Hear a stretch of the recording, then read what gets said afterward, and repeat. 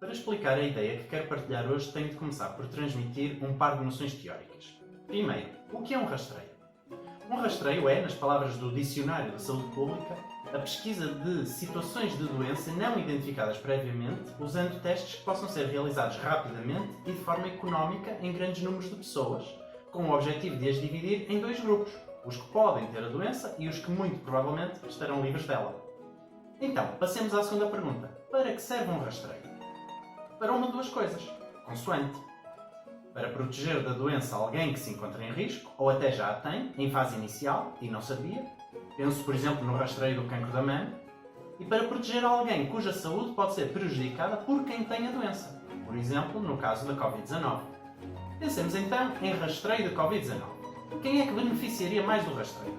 Principalmente as pessoas mais velhas, que são a faixa etária em que as complicações mais graves da doença e a mortalidade são mais elevadas. Foi este o raciocínio por trás da ideia de rastrear os trabalhadores e residentes dos lares. Os idosos que vivem em lares são um grupo de maior risco, pelo que é necessário protegê-los da Covid-19. Por outro lado, são pessoas com pouca vida fora das instituições onde residem, pelo que a principal, se não a única via de contágio, são os trabalhadores que com eles convivem e que podem levar o coronavírus para dentro do lar.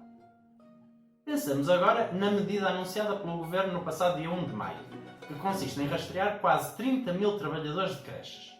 Qual é o grupo que se pretende proteger? Os trabalhadores ou as crianças? Nem uns nem outros se encontram particularmente em risco, ao contrário dos velhinhos nos lares. Portanto, o objetivo do rastreio, à luz do que já expliquei, é questionável. Ainda por cima, ao contrário do que sucede com os idosos que vivem no lar, as crianças têm múltiplas outras vias de contágio possível, a começar pela família com quem estão quando não estão na creche.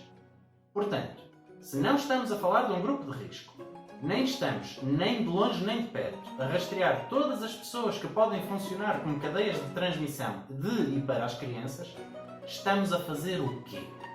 Ainda para mais, um teste que custa cerca de 60 euros, a preço de custo, porque está a ser vendido ao SNS pelos laboratórios privados a mais de 100 euros, um teste com esse preço dificilmente pode ser considerado económico.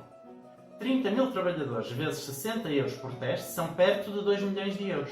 2 milhões de euros que vão ser deitados ao lixo e não poderão ser usados em equipamentos de proteção individual, formação dos trabalhadores, adaptação das instalações para prevenir vias de contágio e um enorme etc. de coisas que seriam de facto úteis.